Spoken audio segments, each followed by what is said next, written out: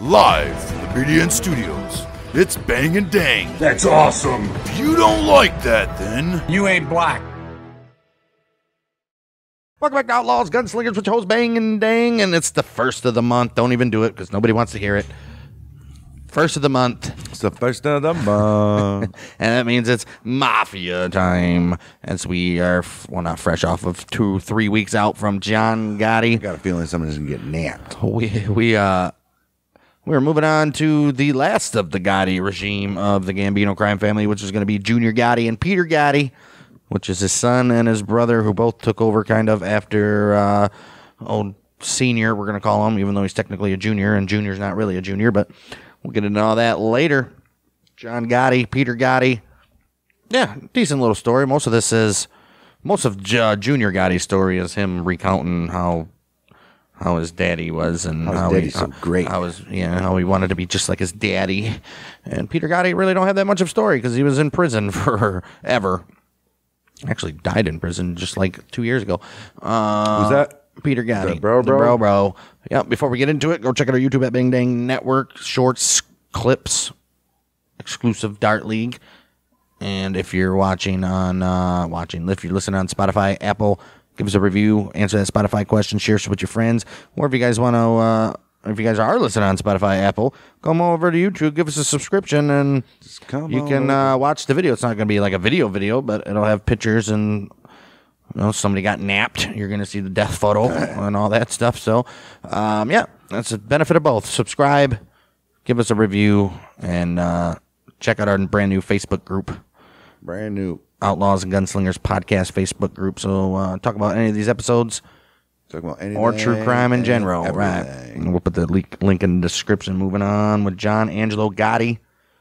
He was the acting boss of the Gambinos from 91 to 99. And obviously became that when old John Gotti was sent to prison. He was born in Queens, New York, February 14th. He was a Valentine baby. Ooh. 64 to John Gotti and Victoria DeGiorgio Gotti, whose father was of Italian descent and mother was of half Italian, half Russian. Gotti was raised in a 2-story house, Howard Beach, New York, with 4 siblings, which includes sister Victoria Gotti and Angel, plus brothers Frank and Peter. Angelo Ruggiero was his godfather and middle name he took after, which is John Angelo Gotti, obviously, whom he and his siblings considered an uncle. Everybody's an uncle in the mob. Gotti attended New York Military Academy in his youth. By the time he was 5 years old, his daddy sent to prison. 3 years. He recalled his friends in school. They didn't believe that he even had a dad. They never even seen him. He would tell them that he was away on business. They're like, sure he is. This dad of yours on business. His friends would tease him for not having a dad. And then one day in 1972, guess what happened?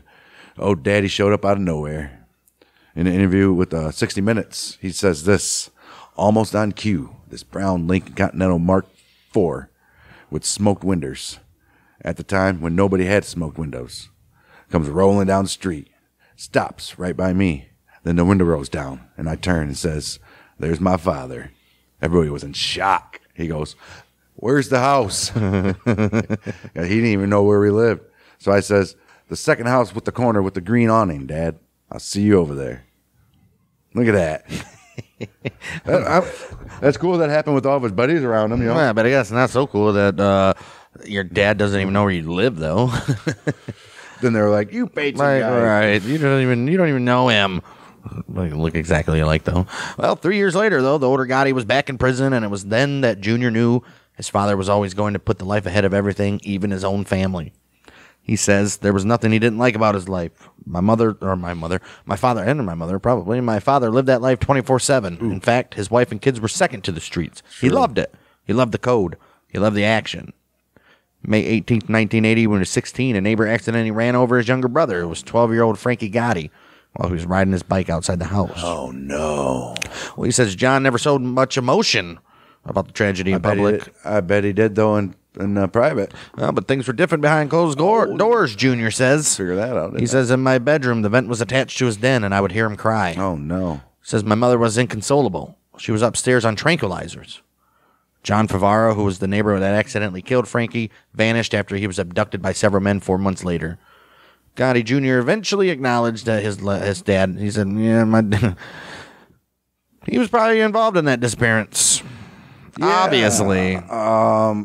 Yeah, similar. You can't just kill a mafioso's son, whether it was intentional or not. So similar to the plot of Your Honor. If you guys don't know, Bryan Cranston, judge. So similar. Wickety whack. So similar. It's crazy. After graduating school, Gotti's father helped him start a trucking business called Sampson Trucking Company. And after the business had failed, he helped him get in a position in the Carpenters Union. And he's like, all right. Hey, I'm in the Carpenters Union, but I've never been done carpentry, but be in the union. According to federal prosecutors, Gotti was inducted into the Gambino crime family on Christmas Eve, year 1988. He had already been learning the ropes since 1982, but now he was officially in the life. According to a fellow mobster, Michael D. Leonardo, who was initiated at that very same night, Gambino held the ceremony to keep Gotti from being accused of nepotism. That's Sammy the Bull Gambino, by the way. Right. He was like, man, you can't do that. They'll think just because he's Everybody's your kid. Right. Then he's going to get teased, and no one's going to have respect for the guy. He was like, I'll kill him! Kill them all! Right. Junior, he later recounted how his father reacted to his induction. He says this: when my father embraced me, he put his arm around me. He looked at me as a street guy, as a knock-around guy, a bounce-around guy like himself. Proudest moment of my life. Was the proudest moment of my life because I was slowly becoming like him. All right, good for you, bud. That guy, I love my 10 reasons I love my dad. He was named a capo regime, which is captain, 1990. And he is believed to be the youngest capo in the Gambino family's history. Oh, they didn't want to show nepotism, but then that happens. Right. Everybody else like, dude, I've been serving you guys for 40 fucking years. The hell, like his uncle. Well, we'll see. Also in 1990, Gotti married Kimberly Albanese. They have 6 children, live in Oyster Bay Cove on Long Island's North Shore. Fast forward 2 years, April 92, his father, Johnny Gotti, received a life sentence for racketeering and related offenses. His father asserted his prerogative to retain his title as boss until his death or retirement, with his brother Peter and his son Gotti Jr. relaying orders on his behalf. Remembering how his father had been brought down by the FBI bugs, Gotti adopted a more secretive way of doing business. He discussed mob business mainly through walk talks or conversations held while walking alongside trusted captains. Right. He also tried to pose as a legitimate businessman. Well, you don't have to try. I bet that Gotti Sr., the most important stuff, and with the old heads and all that, him and Peter ran that shit. But old Junior he was the guy. You know what I mean? It was kind of like Uncle Junior and Tony, Right. but with Peter probably a little more Right, I was powerful gonna say. than Uncle Junior. Well, who has more respect, first of all? Right. Probably Peter, but as we'll see, they were both idiots in the eyes of the Mafia. Especially Peter. Man. Well, yeah. However, Sevo's button man didn't think much of him, thinking he was just incompetent. Yeah. He was a moron. He was not nearly as good as a negotiator as his father. The Gambinos lost out on several disputes with other families as Can't well. be having that, man. That's how you get a mutiny on your hands. The Genovese family was so unimpressed with Gotti that it refused to deal with him at all. He was like, well, look at this clown. Jeez. 1995, Charles Carniglia and John Elite were involved in a major conspiracy to murder Gotti Jr. 1997, a search of the basement of a property owned by Gotti. FBI found typed list of names of made members in his organization, as well as $348,700 in cash.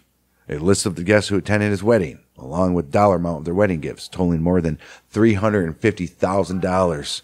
And they also stumbled across 2 Yeah, might as well for good measure. First of all, I understand like maybe writing the names down in like handwriting, but they took the time out to type them, print them, and then keep them. Why would you need a list of made men? Your made men should be countable on one hand, or 2 hands at least. Well, there's more than 10 made men. I don't know about that. Yes.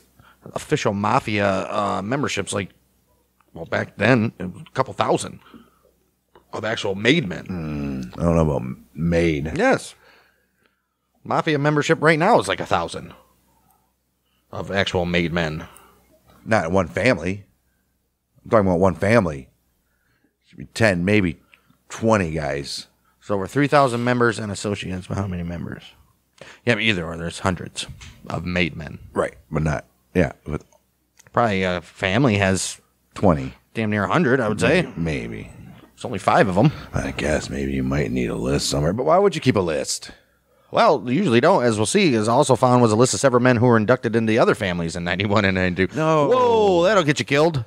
A long-standing rule in the New York Mafia calls for prospective members to be vetted by the other families before being inducted. Right. So you had to have a list of who's Johnny Squirts or something, you know. Right. However, normally these lists are destroyed almost as soon as the inductions take place. Right. The discovery enraged Gotti's father as well as the other bosses, since it put dozens of other mafioso at risk of government scrutiny.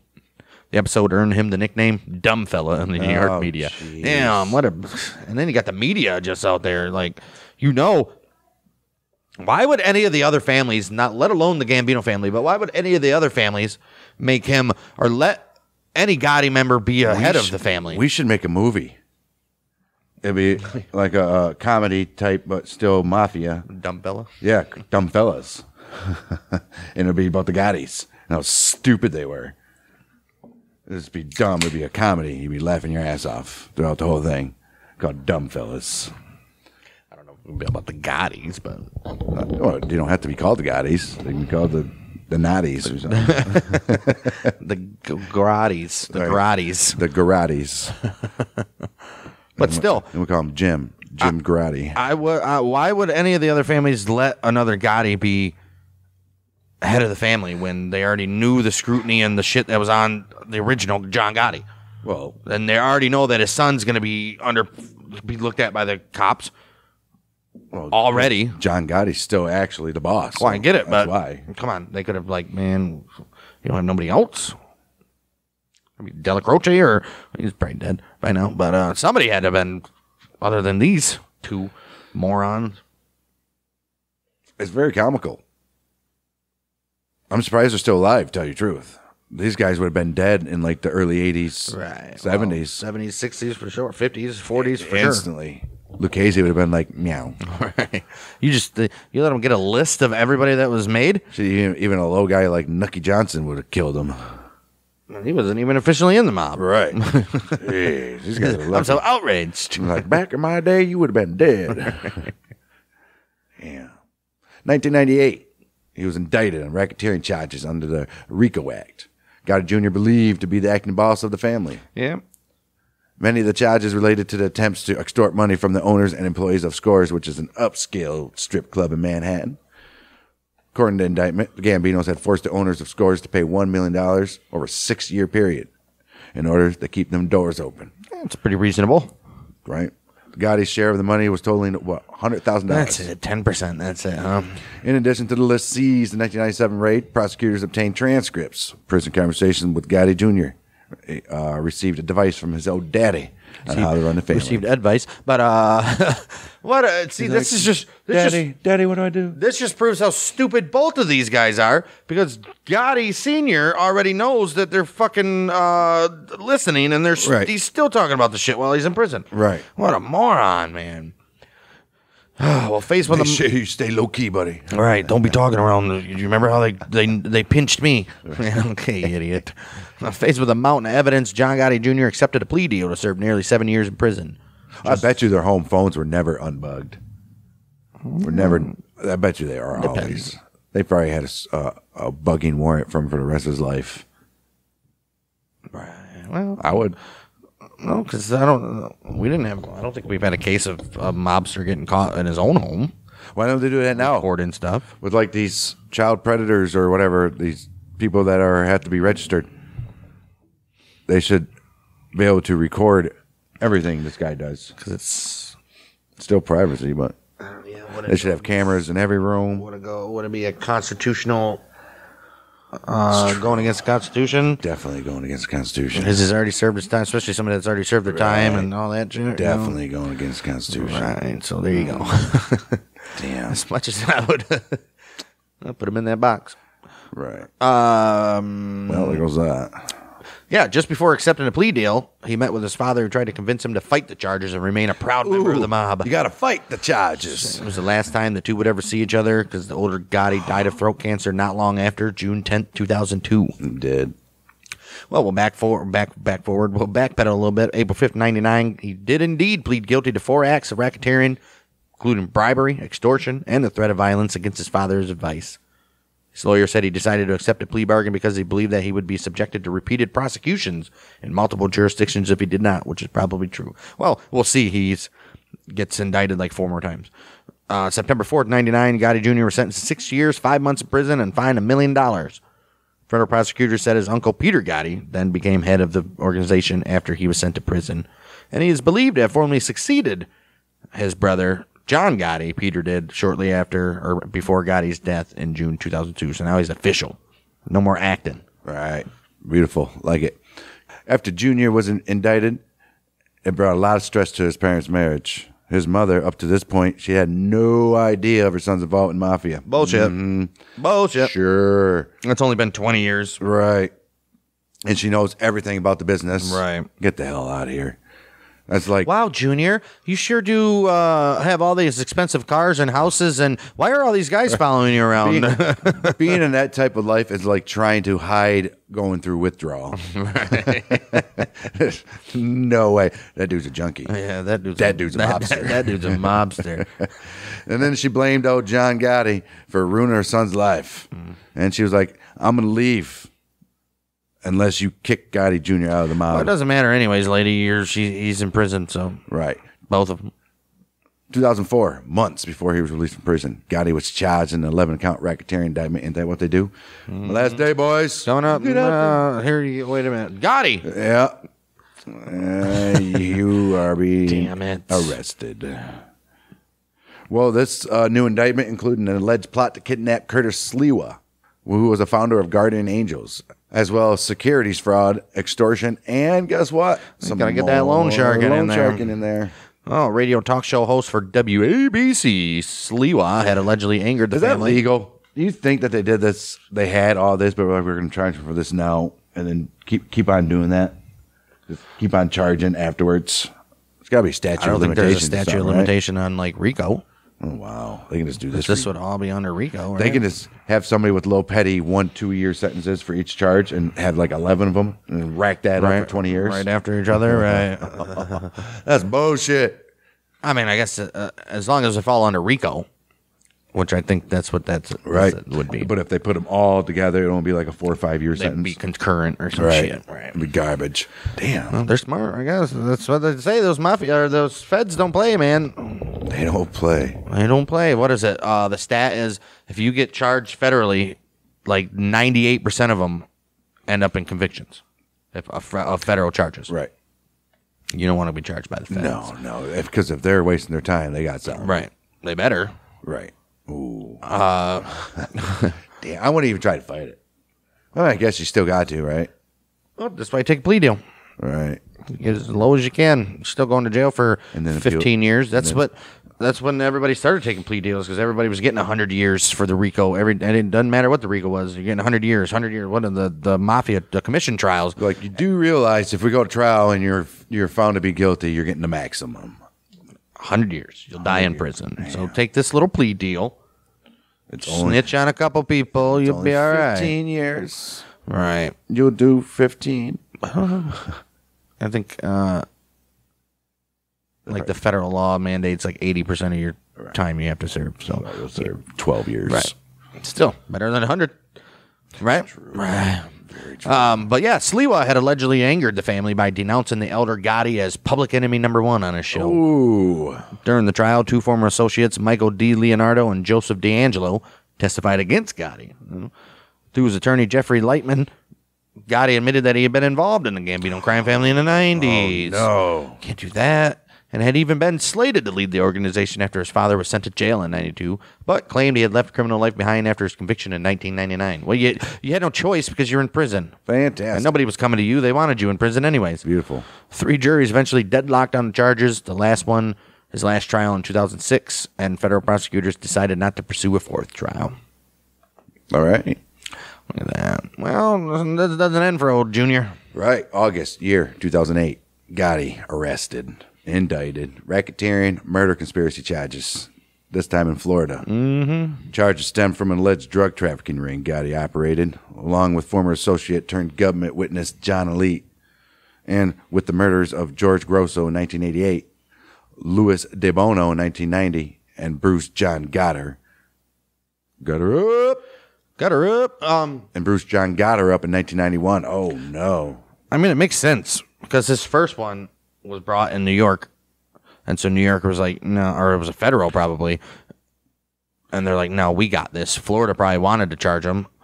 But then they're like, no, you just wait your turn. Wait your turn. It'll get out, and then you guys can charge him after that. And that's going to be the most one, probably. Like a murder.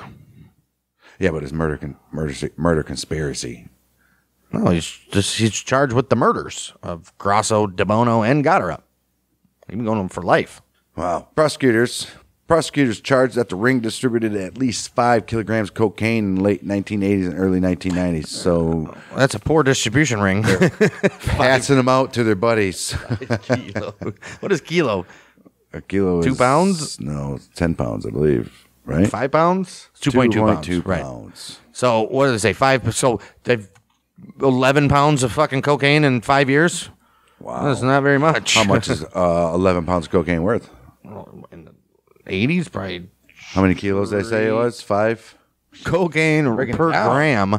Per gram in America in 1990. We'll just go with that. Would have been either that 131, same as UK. UK is 131 pounds per gram. Holy shit! $131 in the United States.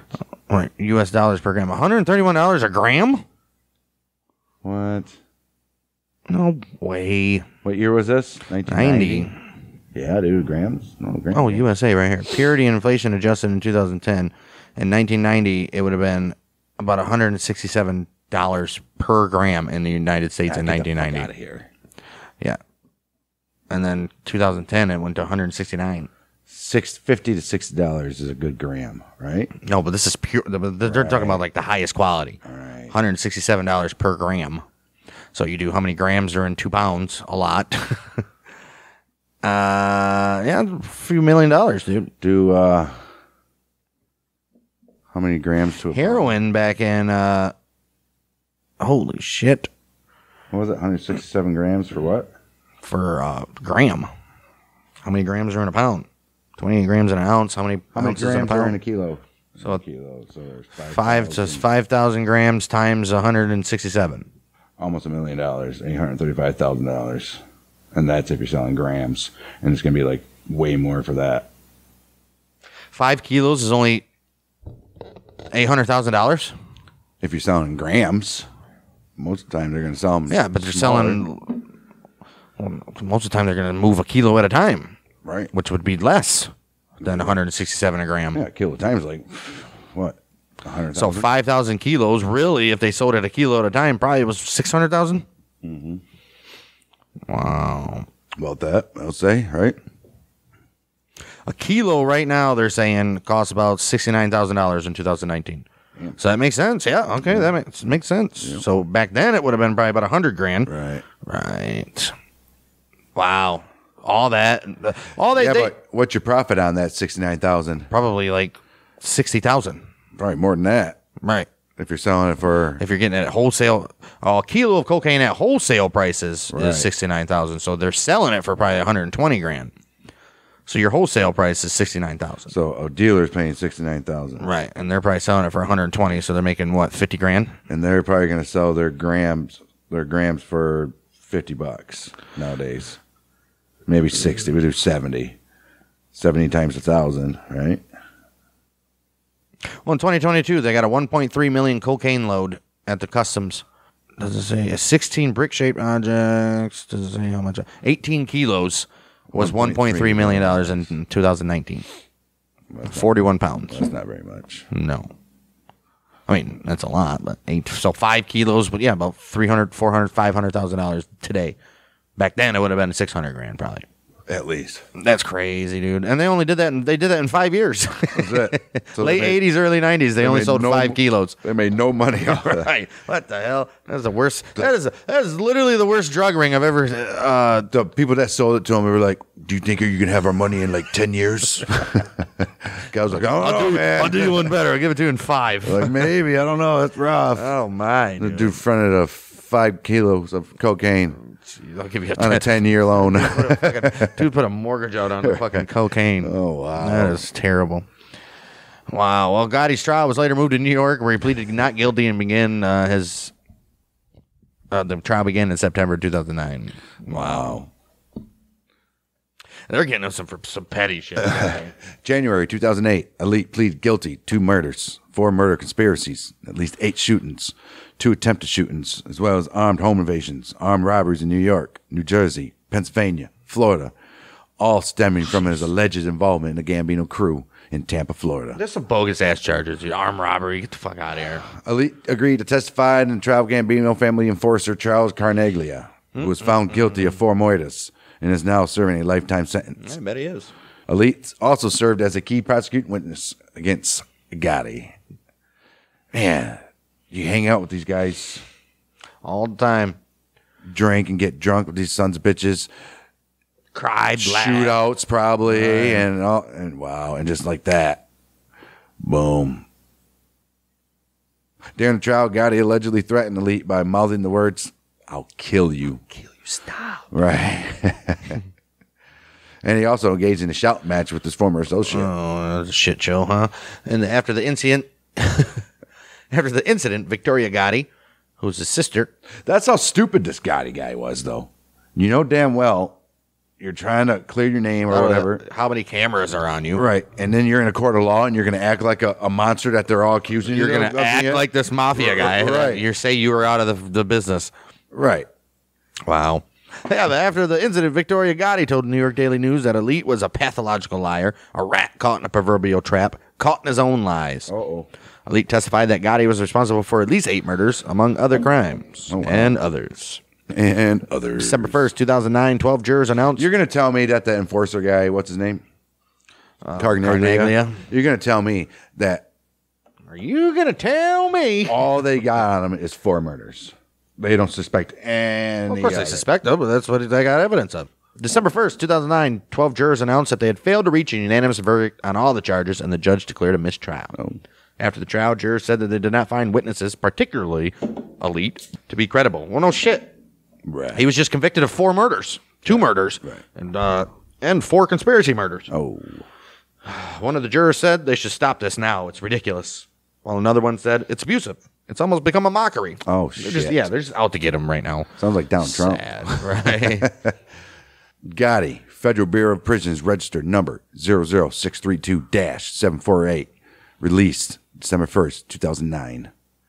After Gotti's 4th mistrial, federal prosecutors had indicated that they would not seek another trial against Gotti. I mean, come on, guys. Like, we tried everything. We did everything, You're guys. wasting all these resources on a guy that, come on.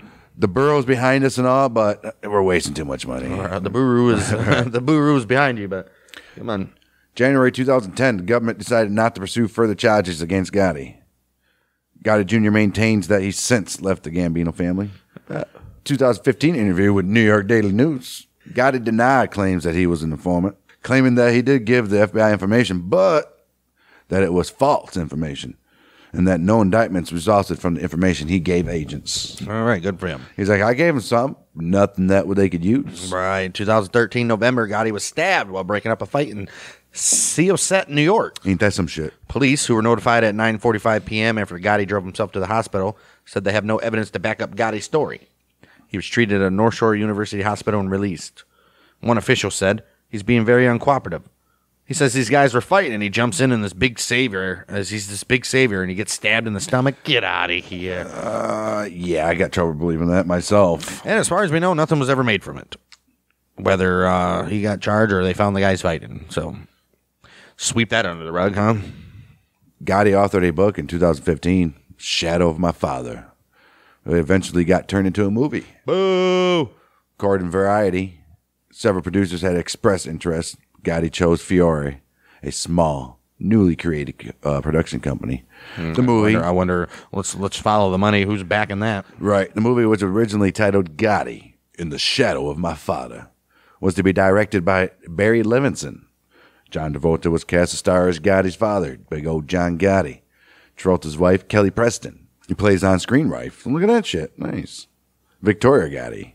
Junior Gotti was played by Spencer LaFranco. The production of the film eventually lost Barry Levinson. He's like, screw this. John Travolta sucks, dude. Also on the 25th of July 2016, principal photography on the film renamed to Gotti. Just Gotti.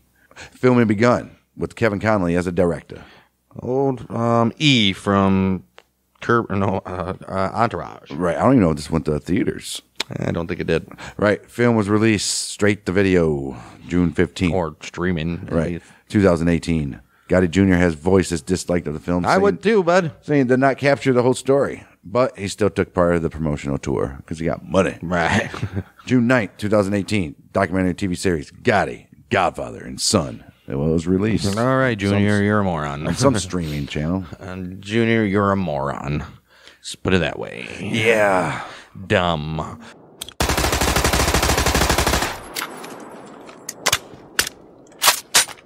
This is going to lead us to another moron that everybody in the Mafia thought was a moron, equally. Peter Arthur Gotti, who eventually became boss in 2002 after the imprisonment of both the other Gottis. He was born in the Bronx, New York, October 15, 1939, one of 13 children, 2 of which died at birth. He was the son of John Joseph Gotti, John Joseph Gotti Sr., and his mother was Philomena Fanny DiCarlo, that is. Hey. Gotti's brothers included John Gotti, Capo Gene Gotti, Capo Richard Gotti, and Soldier Vincent Gotti. The brothers grew up in East New York, Brooklyn. Okay. Gotti married Catherine in 1960 and fathered one child, whom he named Peter Gotti Jr. His nickname of One Eye derives from blindness from glaucoma in one eye. Aw, poor guy. Oh, one eye. Oh. You think he got that medical license? No, around 1960, at the age of 21, Peter Gotti started working as an associate for the Gambino family. Year 1988, 49 years old. 28 years later. Family said, you know what? What happened to those 28? Right. The family was like, you know what? I think it's time we made you a made man. Like, I know we opened the books 14 years ago, but I think it's finally your time. You paid your dues, Petey. John Gotti designated Peter as caretaker of the Virgin Hunt and Fish Club and as a driver for John and Jean. A driver? Yeah. By 1989, Peter was promoted to capo. Oh, look at you, bud. John J. Gotti did not believe Peter had the ability to lead the crime family, though, which led to Peter's reputation as the dumbest Don. Oh, so his nephew is the dumb fella, and this guy's the dumbest Don. I'm telling you, man, the dumb fellas. I'm telling you, bud. Like his daddy, Gotti had a legitimate job as a sanitation worker for the New York City Department of Sanitation. Nice. Good for you, bud. Gotti eventually retired from the sanitation department with a disability pension after injuring his head against the back end of a garbage truck. Ooh, I Motherfucker was playing a joke on him and stopped on the brakes too quick. Boom. You dumbass, Gotti. Well, at least he got a pension, though. Dude's getting paid. Why even continue? Because it wasn't nearly enough. For him. Greedy ass motherfucker. Right. Obviously, we already know April 92, John Gotti went to prison for life and made Peter and his son acting bosses, but he still relayed the things in prison. Right. As we already know, we said earlier, Peter Gotti became head of the family officially in 2002, but became pretty much sole acting boss in 99 when his nephew went. All right. June 2002, a few days before his brother John's death, Gotti was indicted on federal racketeering charges and on charges that included corrupt control of the Longshoremen's Union Loco, illegal gambling, and extorting money from the movie star Steven Seagal. Oh. For what? Peter Gotti was accused of meeting regularly with Gambino soldier, who gave him the proceeds of the family's illegal activities. Okay, obviously. During Gotti's trial, federal prosecutors released information revealing that Gotti was having an affair with Marjorie Alexander, who was a longtime girlfriend. Alexander then publicly acknowledged the liaison and declared her love for Gotti. In response, Gotti berated Alexander for causing the publicity and broke off all contact with her. Oh, wow. Unfortunately, Alexander later committed suicide in 2004. Oh, wow. During this time, Gotti's wife, Catherine, obviously filed for divorce, which was finalized in 2006. Why did it take 2 years? You already got the evidence there. Hey, I want divorce. Okay, granted. We already know why. Right. 2 years of nonsense. Did she actually commit suicide, though? Oh, I bet she did. She's probably strung up like that one chick in The Sopranos. That's what I said. True. It's probably where they got the storyline from. You ain't kidding. 17th of March, 2003. Gotti convicted of extortion, money laundering, racketeering activities centered on the Brooklyn and Staten Island waterfronts. And for the attempted extortion of film actor Steven Seagal. All right, you got your unknown reasons there. You got your justice, Stevie. Wow. April 15th, 2004. Taxes are due. 14th. taxes are late. Right. Judge Frederick Block of the United States District Court of the Eastern District of New York. All right. He was like, Gotti, 9 years, 4 months, buddy. That's it. That's all right. During trial, Gotti's lawyer stated that he was blind in one eye and suffered from thyroid goiter, sciatica, emphysema, rheumatoid arthritis, post-concussion syndrome, and also I got a little bit of depression in there. a little bit of depression. Depression bay. Stupid. And that's how they got to do it, too. Right. We'll sprinkle the depression on there. Boop. Yeah, really spice everything. Bring everything together. Bam. Kick it up a notch. Bam. Kick it up a notch. On December 2nd, 22nd, that is, 2004, Gotti was convicted in a separate trial of racketeering charges related to extortion in the construction industry and conspiring to murder government informant and former Gambino underboss Sammy Gravano. You can't do that. He's a bull. Right. July 27, 2005, Judge Richard C. Casey sentenced Gotti to 25 years for the charges. He was imprisoned at the Federal Correctional Complex in Butner. His projected release date was September 10th, 2031. That's why we say was.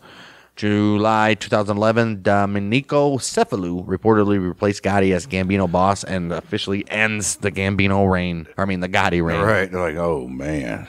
Wow. Gotti's request for compassionate release under the First Step Act, citing his failing health, were both denied. He applied in July 2019, and the judges, like, September came around, he was like, no. He's like, do you remember my ruling in September? No. That's why he waited a few months, and in December of year 2019, he tried again. And after the new year, judge came back and was like, no. Nope. Not today, Charlie. Well, February 25th, year 2021, Peter Gotti dies, natural causes. He did that at the Federal Correctional Complex, Butner, North Carolina. Year of his life was 81. Well, I guess, That's pretty good. went out on his own terms, kind of, Right. even though he was in custody. Still made it to an old man. Right. Good for him. I bet he lived a decent life in prison. Well, No more than what he would have done outside the world. I bet you nobody gave him any, well, maybe his nephew, better of anyways. He probably had a TV, a recliner, and all that shit in his little cell. So that's the story of the dumbest That's dons. story of a stupid family Of the dumb fellas here. who that we all got got going on. arrested in a bunch. They served life in prison. All except for Junior Gotti did. He's released now. Released now. Do you think how much money do you think he made off that stupid, terrible ass movie? Probably a lot. He probably made like $100,000. Couple $100,000, Maybe. Couple $100,000. We made some money. It was decent. It was decent. It was terrible. It wasn't that bad. It was terrible. Did you watch it? Nope. Exactly. So you don't even know. Oh, I watched the trailer. That was good enough for me. All I'd Oh. seen was Travolta's terrible acting, and I said, terrible. Looks just like John He Travolta. doesn't. No, not at all. He does not. Terrible. He does. Terrible. It's actually a good movie. It's underrated. I doubt it. It's very underrated. You guys should watch it. It's actually probably overrated. No, it's called God. Even if it was rated 1 star, it'd be overrated. Right.